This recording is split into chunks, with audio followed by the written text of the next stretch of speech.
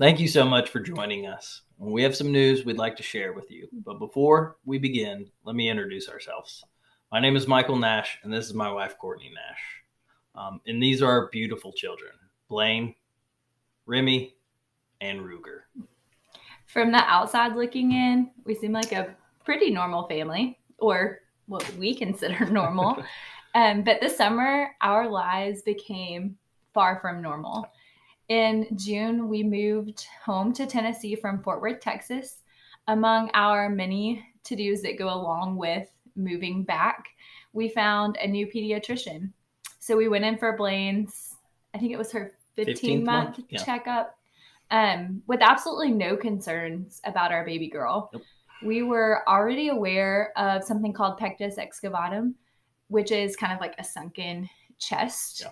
So when I went into the pediatrician, we just wanted to get a referral to a specialist to kind of keep an eye on her condition.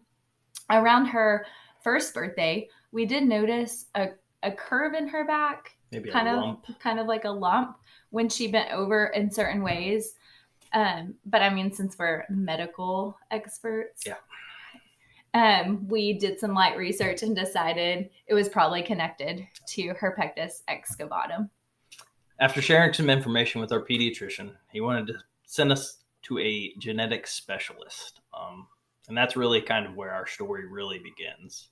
Things moved pretty quickly once we met with the geneticist. After a brief Skype appointment, maybe 10, 15 minutes long, she wanted to rule out a condition called MPS.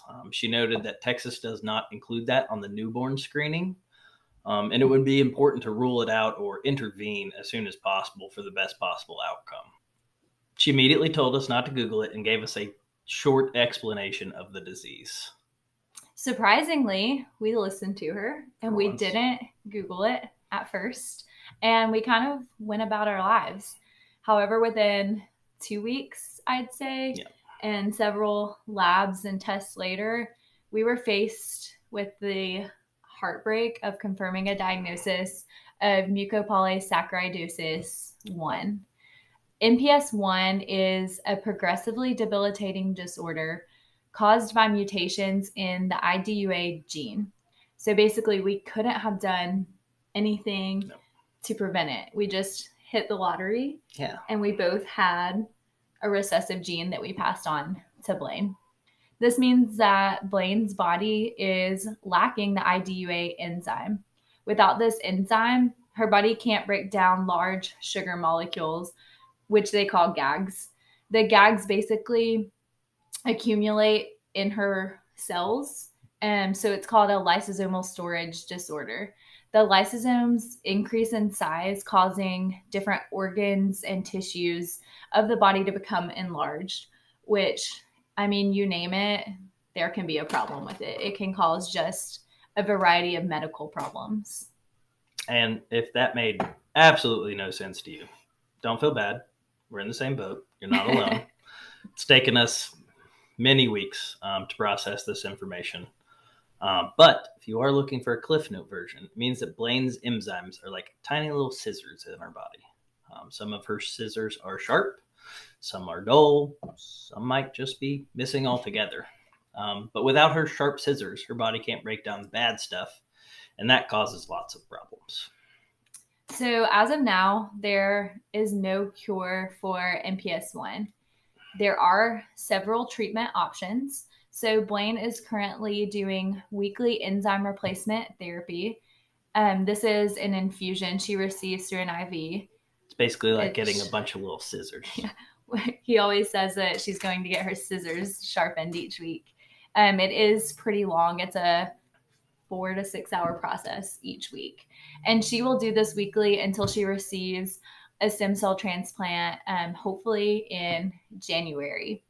If this sounds like extreme measures, you're not wrong. It's a lot, and it is very serious.